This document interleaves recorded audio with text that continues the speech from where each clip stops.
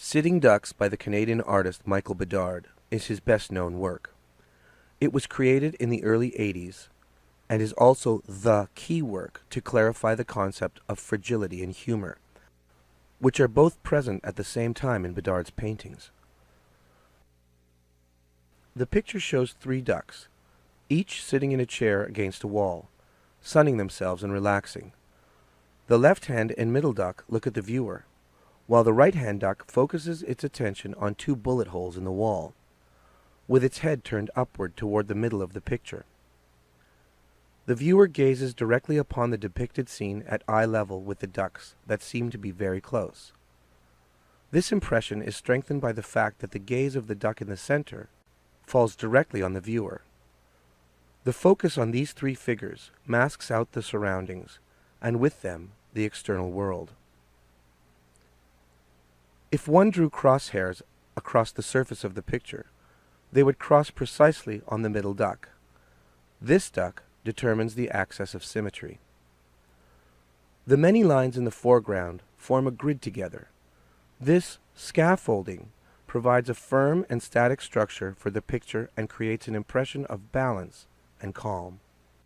It reflects the calm of the depicted scene.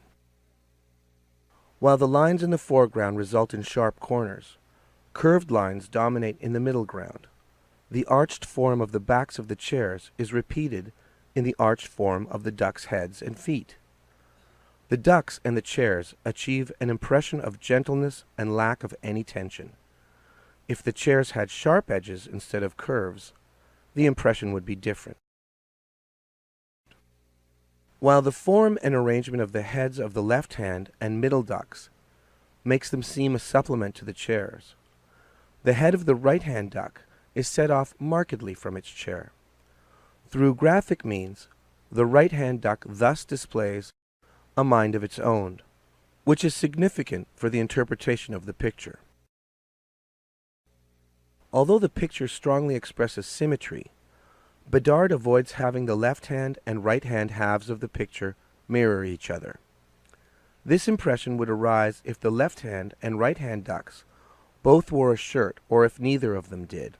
If one of the two held his drink in the left hand and the other in the right hand, or if the colors of the frames of their glasses were identical. To recognize these differences, the viewer is made to perceive the picture more precisely. This underscores the position of the right-hand duck's head, giving its attention to the bullet hole's high significance. The viewer is thus much more conscious of this duck's observation. The ducks thereby have differing stages of perception, increasing from left to right. The left-hand duck enjoys its drink and seems to be content.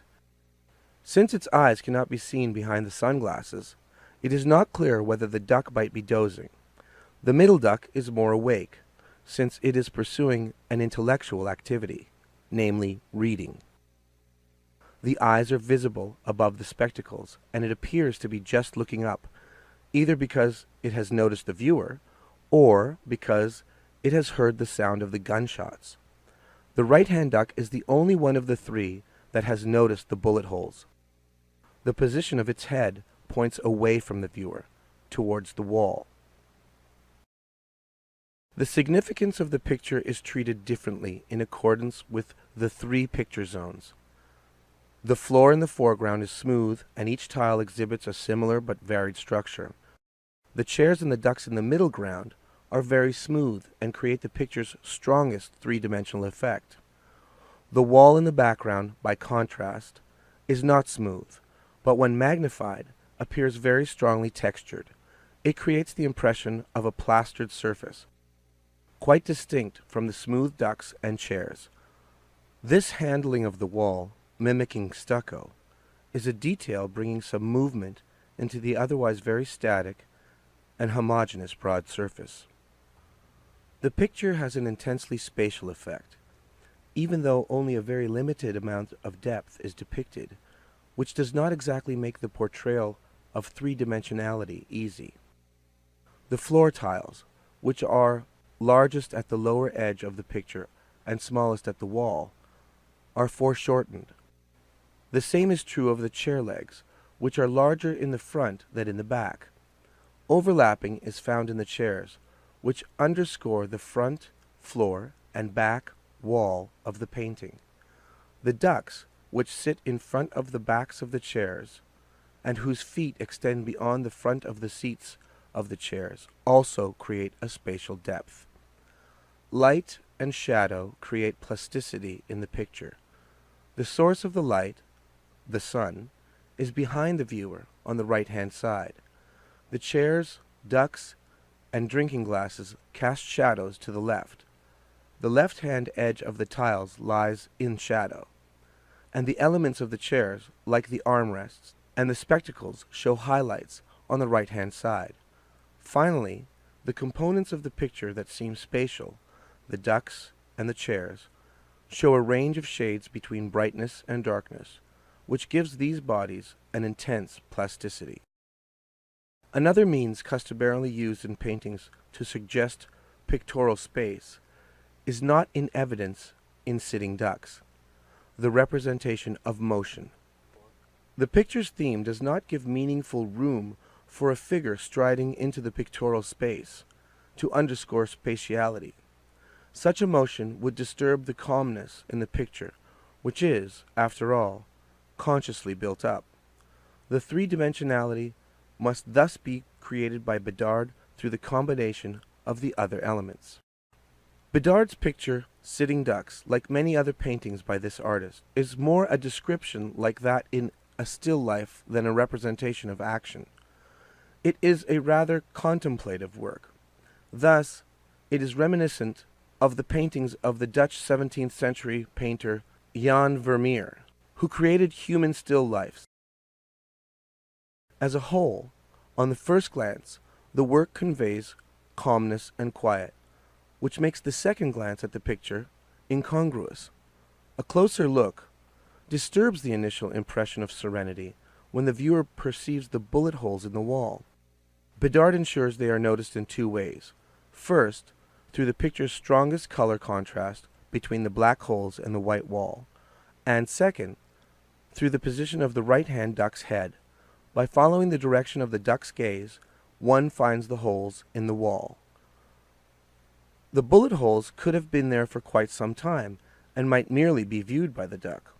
On the other hand, they could also have just been made. The viewer deduces which one of the two alternatives is more probable from the middle duck.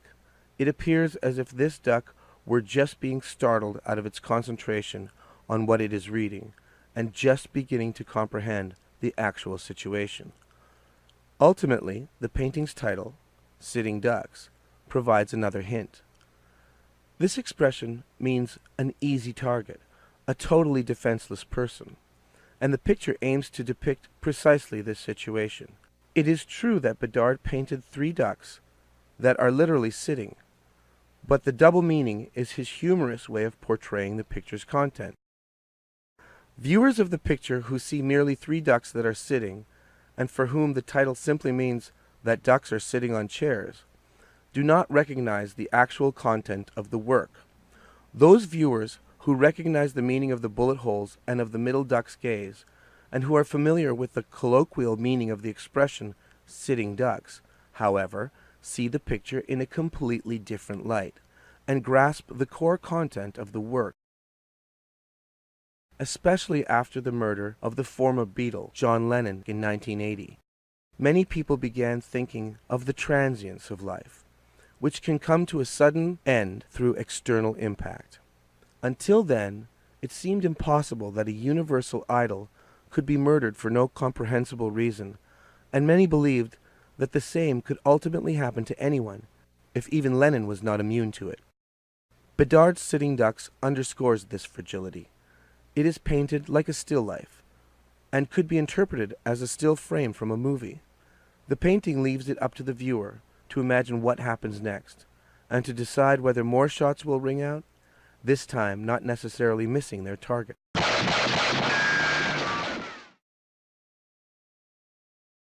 It is also important to Bedard to involve the viewer, to whom he leaves up the conclusions to be drawn from the picture. Bedard's intention is not to prescribe a particular path that everyone must take in the same direction, but to trigger a thought process. So his pictures create a cognitive dissonance. The viewer perceives contradictory signals that do not fit together. This, in turn, promotes the viewer's thinking about the content and meaning of the picture's theme. Bedard uses humor to reduce the tension of the depicted situation. This humor includes various elements, for example, the appearance of the ducks, and the use of props, sunglasses, Hawaiian shirt, glasses, book, that turn the situation into an absurdity. The book title, Suntan, underscores the duck's presumable intention in sunbathing. That the absolutely white ducks are anything but suntan is an additional humorous aspect. Seemingly opposed aspects of life are brought together in Bedard's pictures. One doesn't expect them in this combination and simultaneous depiction. This is at its most conspicuous in the portrayal of the fragility of human life and in the reproduction of a humorous situation. Prior to Bedard's painting, it was thought that serious themes are too important to be mixed in with humor. On the other hand, it was thought that humor should not contain anything depressing, in order to avoid spoiling the fun. But Bedard combines fragility and humor, thus shaking up all the conventions. This approach seems unfamiliar and thus confusing at first glance.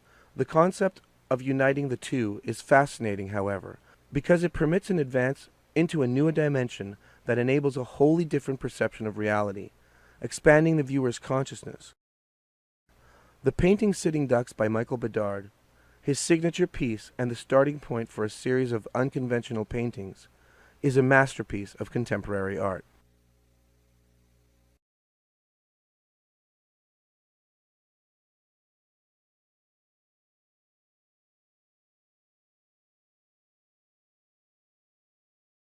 Michael Bedard attaches a great importance in finding the right composition for his paintings. A typical example for his work method that includes looking at a scene from different angles can be found in the creation of the piece, The Crossing. In the first study for the finished work, the scene represented by the title of the work is described. 4 ducks, a mother duck and her children, cross the road while a car approaches from the left. Only one of the ducklings, the second one, sees the car and realizes the approaching danger. Bedard shows the car lifting off from the ground at high speed and losing its grip on the pavement, indicating that it cannot stop in time and thus threatens to run over the ducks. The arrangement of the picture corresponds to our Western habit of seeing things. Because we read and write from left to right, we are used to a course of events that begins on the left and ends on the right. The ducks marching from left to right corresponds to our visual expectation. In addition, the light source in the picture, the car's headlights, is located to the upper left. For many centuries, the sun and other light sources have been placed in the upper left part of paintings. It is not astonishing that, in a painting by Bedard, only one of the figures involved realizes the threat. That not all perceive the environment correctly and think about their situation is already familiar from the previous work, Sitting Ducks. In that picture, only one of the 3 ducks perceives the bullet holes in the wall. In the second study, the omission of the car from the picture focuses our attention on the ducks. The indication of threat is not as clear and direct as it is in the first study. Now we cannot make out the car, but only the light, which merely signals a diffuse danger. In this representation, the viewer does not know from the beginning whether the car could stop in time. Only the arm gesture of the second duckling hints that a fatal event is imminent. This gesture was not necessary in the first study because the car's lack of contact with the road made it seem that it was traveling at high speed. The sweeping arm movements of the mother duck and her ducklings give the ducks in the second study a greater dynamic than in the first. The overall basic concept of the composition with its diagonals results in a highly dynamic picture. If Bedard had represented the crossing of the road by means of a horizontal street and ducks perpendicular to it, a much calmer, more static, and orderly effect would be created that would not correspond to the content of the scene and its dramatic implication for the ducks. Both diagonals from upper left to lower right, the road and the light, and from lower left to center right, the ducks, creates restlessness in the picture. In the next step, Bedard chooses a different viewpoint for the scene. Whereas the first two studies were observed from the first viewpoint, Bedard changes the perspective for the definitive painting and takes a different viewpoint across the road. This viewpoint does not provide a complete picture of the event, a car approaching the ducks, but merely enables the viewer to see a partial aspect, the ducks crossing the road. The consequence of this is evident in the drawing, which provides a basic concept for the final painting. In the first two studies, no immediate relationship to the ducks could be established in spite of the more comprehensive viewpoint, because we saw only their backs. In the new perspective, the ducks do not head away from the viewer but approach him and look in his direction. A more direct and personal contact to them can thus be established. In the new composition, the ducks march from right to left, against our viewing habit. This seems strange, and the viewer is more prone to think about what exactly is going on in the picture.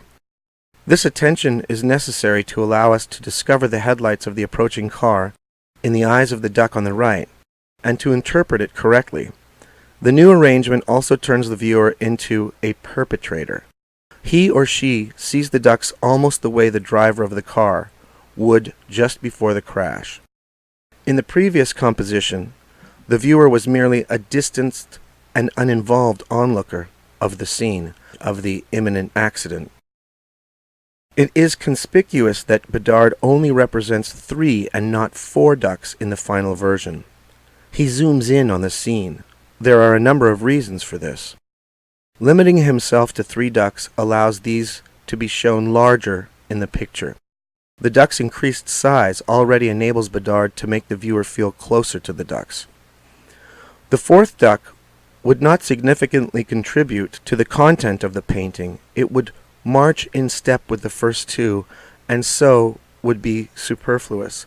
Bedard wants to depict the duck's perception rather than comprehensively document the event or even show the accident. Because the last duck stands at the right margin of the picture and not in the center, the viewer asks whether there are really only 3 ducks crossing the road or if it is only an excerpt of a larger event. This invitation to mentally grapple with the picture, what is really going on here, is characteristic of paintings by Bedard. A special feature of the 3rd duckling is that it is not marching in step with the 2 others. It is the only one proceeding with its right leg and showing a different arm posture. This emphasizes the difference of this duck. Therefore, it is not surprising that it is just the one to realize the special situation of the approaching car. The variety of facial expressions and gestures of this 3rd duck in the 3 figures shown shows that Bedard experimented intensively and played through different variants to find an adequate body language for the duck. The ordering principle in the composition is also interesting. From the 4 basic possibilities, scattering, concentration, grouping, and row, Bedard selects the row. The ducks file one after the other and look like a string of pearls. This ordering principle is the most rigid and stresses the intended depiction of a mindless action. If Bedard scattered the ducks across the painting, then each one would be responsible for itself, and it would not astonish us to see that at least one duck directing its full attention to crossing the road. The fact that it is not the first and eldest duck in the row that is attentive creates the element of surprise. There is an English expression, to have one's ducks in a row, which spontaneously comes to mind when looking at this picture. It means to be prepared for, quote, anything. In this painting, however, the ducks are not prepared for the threatening situation at all. After the final appearance of the figures is established, Bedard focuses on their proper three-dimensional shaping. For this, the drawing is first designed spatially on a separate sheet of paper to obtain a first impression of the final appearance.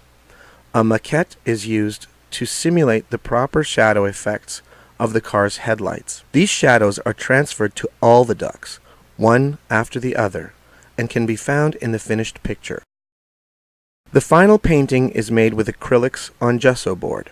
The advantage of gesso board is that it is an extremely smooth surface, which shows no texture, as opposed, for example, to canvas. This makes it possible to obtain effects that cannot be achieved using textured surfaces.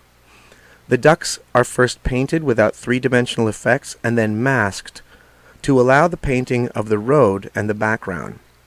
This picture shows the raw painting. By applying several layers of acrylic paint and creating the three-dimensional effects in the picture, the finished painting emerges. The clearly predominant color contrast in The Crossing is the contrast between light and dark. It stresses the difference between the bright, illuminated ducks and the dark environment, and makes a spatial modeling of the ducks possible.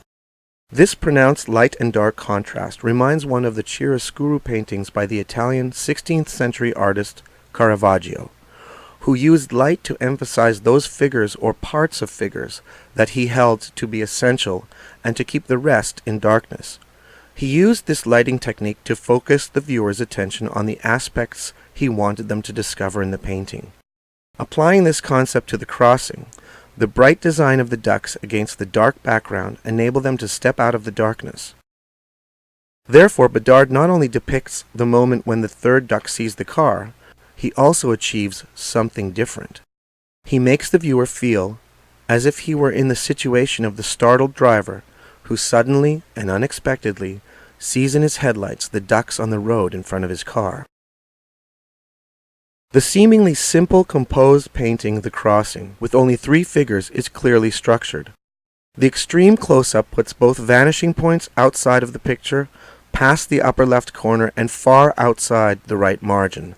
This leads the viewer to linger inside the picture, thus enabling him to fully experience the three-dimensional illusion and the various textures in the surfaces of the ducks and the road.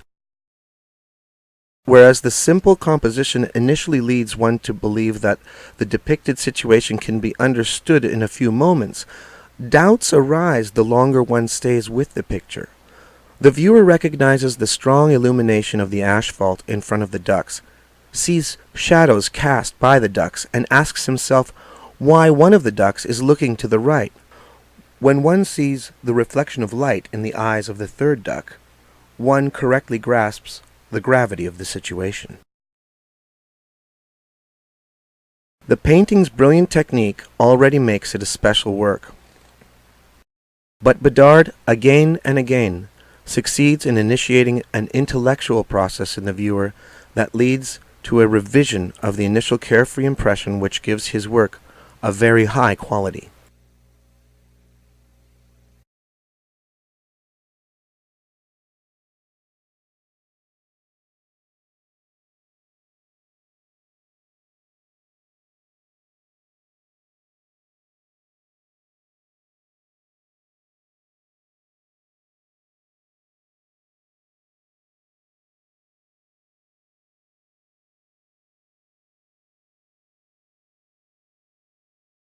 Like every artist, Michael Bedard is automatically the heir of the art of his predecessors. But there is an artist whose work has had a great influence on him, Edward Hopper, a realist who portrayed the feelings of loneliness, senselessness, isolation, and abandonment. The similarity and simultaneous difference between the two painters can be best illustrated by looking at Bedard's Window Shopping from 1988. Bedard takes Hopper's motif of the Nighthawks of 1942 as the basis for creating his own variant and making his own statement. Hopper's painting shows 4 persons in a diner at night. No one is found on the street. Bedard's title, Window Shopping, already indicates that someone is observing the scene in the bar from the outside. But unlike in Hopper's painting, here the observer is not just the picture's viewer, but also a quite concrete and additional figure within the picture, an alligator. The painting's title underscores the prominent significance of the alligator, because the reptile is the only figure in the picture to which the title can refer. Bedard even hides in the painting another figure that is observing the scene. It is a duck looking out of the window in the first upper story of the building, which lies in shadow. Where Hopper's painting has a blurred, bright spot in the window, Bedard places an eyewitness. This duck in the window looks into the restaurant through a second window pane, one farther away from us, and thus has a perception of the scene that differs from ours. In Nighthawks, there is the viewer's gaze at the figures in the bar, who are concerned with themselves and do not interact with each other. In contrast to that, the situation in window shopping is much more complex, with several layers of perception. The alligator looks into the bar. The bartender looks out from the bar onto the street and perceives the alligator in turn. Two ducks talk with and perceive each other. One duck dozes away and is thereby the only figure as self-absorbed as the four in Hopper's painting. And finally, as in Hopper's picture, there is a glimpse of the scene as a whole, whereby this glimpse is again doubled. The viewer looks from the front, and the duck in the window looks from the back. Unlike in Hopper's painting, here it is not only the interior of the bar that is important, but also the exterior, the alligator on the street. Whereas Hopper makes us into observers of the inner emotional life of the people in his painting, the depiction of the external world within the picture, the scene on the sidewalk, is very important to Bedard. In contrast to Hopper, Bedard is not interested in people's solitude, but in something completely different, the fragility of human life, and in people's perception of the world. The fragility expressed here results unmistakably from the content of the picture. The alligator's interest is in eating the duck. Its jaw is opened wide, revealing threatening, sharp teeth. This reveals what the reptile understands by window shopping. It views the ducks as a welcome meal. But for the ducks themselves, the danger is not present. One of the four ducks sleeps through the whole situation, and two ducks turn their backs to the danger and are in the middle of a conversation. Only the bartender observes the alligator, but he seems more astonished than frightened. At least one does not recognize any unambiguous signs indicating that the situation is properly recognized in its real monumentousness. The viewer of the painting feels compelled to compare this painting with Sitting Ducks. There, too, only one duck has noticed the bullet holes, though without panicking. With this picture, as well, Bedard leaves up to the viewer the decision of whether the ducks are in danger or not. The circle with Hopper's painting is thus completed. Nighthawks, too, recalls a still shot from a crime movie in the film noir series and leaves the development of the stories before and after up to the viewer's imagination. Bedard puts suitcases in place of the cash register that is in the showcase window of the store in the back of the painting Nighthawks. He thereby alludes to the fact that life itself is a journey with an unknown destination.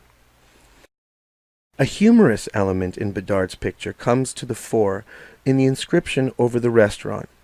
In Hopper's painting, we find an advertisement for Philly's cigars and the information that these cost 5 cents each. Bedard has replaced the name Phillies with the term yuppies, young adults for whom only money counts. For this reason, Bedard has also changed the price of cigars from 5 cents to $50. This price for a cigar is extravagant, but corresponds with the yuppie's attitude towards life. Bedard's picture's reference to yuppies has yet another meaning. This segment of society is interested primarily in consumption. It can frequently be found in the shopping malls and likes to devote itself to window shopping and buying products. But by reversing the inside and the outside, Bedard makes the consumption-oriented yuppies in the interior of the bar themselves the focus of the alligator's window shopping. Therefore, the purchasers become the sale item. Another piece by Bedard also shows the influence by Hopper. The study for Hopelessly Lost is strongly based on Hopper's engraving Night Shadows of 1921. Both chose the unusual angle of view down from above. Diagonals and shadows are introduced. In the completed painting, Hopelessly Lost, Bedard maintains the extreme perspective from above, as in the study, but does so completely without Hopper's dramatic shadow effects, which were still visible in the study. The duck figure walks directly towards the illuminated spot in the picture, whereby this time the light comes down vertically from above. In the initial composition, the long shadows indicated that an indefinable object must be present outside the left-hand margin of the picture. In the final version of this picture, the lighting rules out this possibility. Thus, everything plays out within the confines of the painting itself. For the viewer, it is clear that the brightest spot is found in the painting itself, and that the surroundings of the concentrically illuminated street are deserted. This focus on the emptiness in the picture and the absence of any reference to a site outside of the painting increases the feeling of loneliness. In comparison with the original version, Bedard reverses the situation shown in the Hopper engraving, whereby this time Bedard concentrates everything on the interior of the picture, while Hopper gave the scene an interior and an exterior. There is a very unique painting by Bedard that, although not based on a Hopper composition, conveys most strongly the feeling of loneliness and isolation so frequent in Hopper's work. It is called Dawn in the Factory. In this picture, a solitary duck wanders through a factory in a labyrinth of tubes and pipes, looking quite lost. The painting works using Hopper's means in order to evoke emotions in the viewer. The light effects, the interplay between cold and warm, and the small window in the upper left-hand part of the picture recall Hopper's repertoire. But Bedard uses two other means in order to depict the feeling of being lost. The size of the duck, it seems very small in comparison with the gigantic room, of which only a part is visible, and the confusion in the room, the chaos of the tubes and the pipes, intensifies the feeling that the duck does not know exactly where he is. It is walking on a pipe in the direction of the source of the light, which is the only thing offering any sort of orientation and thus hope. The duck explores its surroundings almost as if in a trance. Unlike in Hopper's works, in which the main theme is loneliness, this painting by Bedard places fragility in the foreground again. It remains open to question whether the duck will be able to find its way out of the labyrinth. The rusty pipes do not provide any reassuring impression that the duck is moving towards safety. Nor can the duck make a false step, or it will plunge into the depths. It is not even on solid ground, but on a pipe at an unknown height, and one must assume that a fall may have fatal consequences. Quite differently from Hopper's figures, which live in their own world, the duck in Dawn in the Factory is interested in its external world. In it we find no self-preoccupation as with Hopper's figures, but openness and curiosity. The duck wants to comprehend the complex environment and judge the situation correctly. It is everything else but a typical Hopper figure. Bedard's work is influenced by Hopper, but it takes it in a different direction. Therefore, Bedard is truly a modern-day master.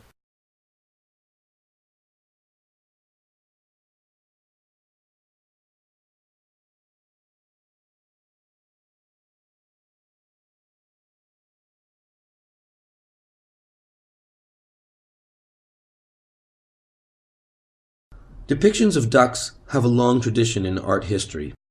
Paintings of the 15th to the 17th century had different meanings for ducks. They used them as a symbol of the soul, of love, of lecherousness, or of foolishness. In his pictures, Michael Bedard has added another meaning to the ducks: the fragility of human life. In Bedard's paintings, the ducks themselves do not find the depicted situations worrisome or dangerous. Thus, in Life in a Balance, the ducks walking on the tightrope do not even perceive the threatening alligators on the ground. The outcome is uncertain. One possibility is that the ducks will ultimately reach the end of the tightrope and be safe. The other possibility is that the difficult acrobatic act will result in a fall of the ducks, and there is no safety net available. Only the viewer, not the acting figures, notices the fragility, and usually even he does so only on second glance. Bedard's ducks are consciously kept generic, since he intends them as a symbol. They represent a general type and thus are not distinguished between male and female, old and young, or rich and poor.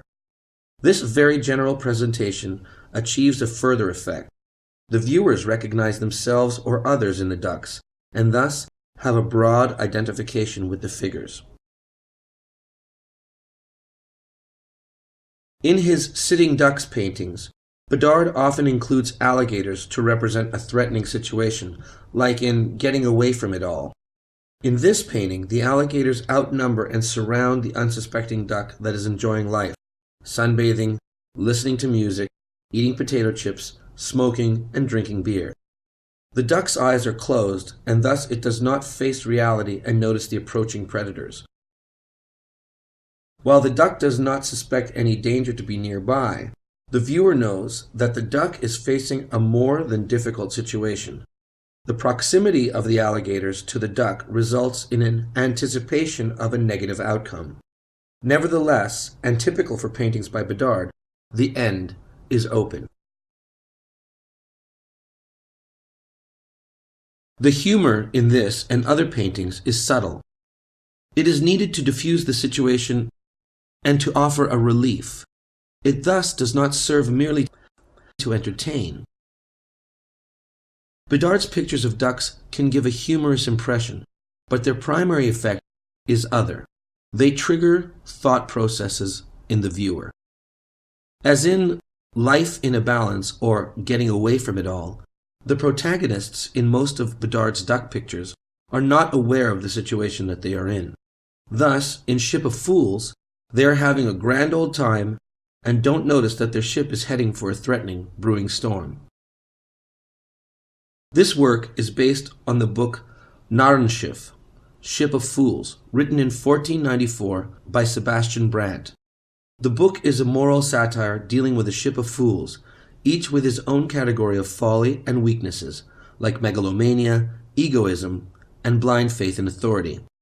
On the way to Foolagonia, Bedard's Ship of Fools, however, is on its way to a possible disaster.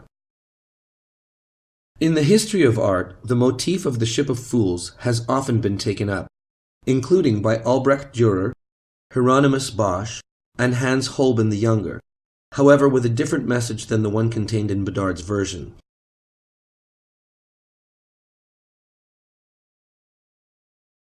Bedard's paintings are reminiscent of still frames from cartoon films.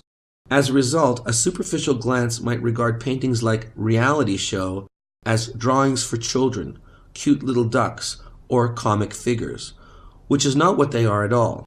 Such a judgment clings to the external form and does not penetrate to the message of the paintings or the drawings. This possible misinterpretation is connected with the great popularity of drawings of ducks in cartoons and in comics, but their content and intentions are completely different from Bedard's duck pictures. It simply transfers these things onto Bedard's work. For a long time, it seemed as if the presence of humorous content was enough to make a picture an inferior work of art. It was long erroneously thought that art always had to be serious. Only something truly serious could be, quote, high art. Thus, the humorous graphic oeuvre of Honoré Daumier in the 19th century was not regarded as art. This viewpoint did not lastingly change until the 1960s through pop art, which questioned the reigning conventions. Roy Lichtenstein brought even the world of comics, until then frowned upon, into art. From then on, humor in art was no longer a taboo theme. In Light at the End of the Tunnel, a duck is jauntily walking on rails in a dark tunnel towards a light that appears in the background. The dark environment creates an atmosphere of discomfort and intimidation. Therefore, it is comprehensible to see the duck being attracted by the bright light that seems to indicate the exit of the tunnel. A second glance, however, initiates a thought process that qualifies the initial statement. What if the light does not represent sunlight at the end of the tunnel, but the headlight of an approaching train? The joy of leaving the dark tunnel would immediately turn into a threatening situation. The duck does not seem to have considered the second possibility so far, as it would then try to run away from the light. Once more, Bedard does not indicate which alternative is the right one. It is up to the viewer to interpret the situation and to come to a conclusion on the outcome of the scene. Bedard's probably most political duck picture is Slightly Left of Center, which plays in the America of George W. Bush. In this picture, an unsuspecting duck sunbathes on a rural highway. Its, quote, mistake is to lay somewhat too far to the left, instead of being on the right-hand side. The sign reading Rough Road is to be understood not only as a traffic sign, but also politically characterizes the duck's further road in life. The approaching truck is painted in the U.S. national colors of red, white, and blue, and the viewer can speculate about what will happen in just a few moments. Just as Grant Wood's painting's Death on Ridge Road of 1935 depicts the moment immediately before the car collides with the truck, Bedard too shows the last seconds before the accident.